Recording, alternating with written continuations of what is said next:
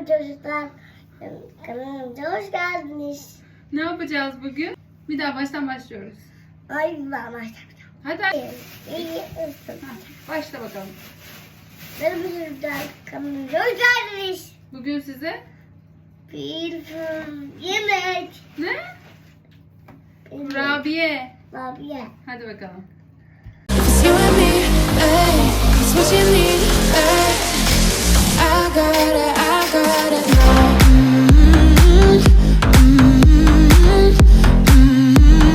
Biz şimdi kurabiyeli badem yapıyoruz.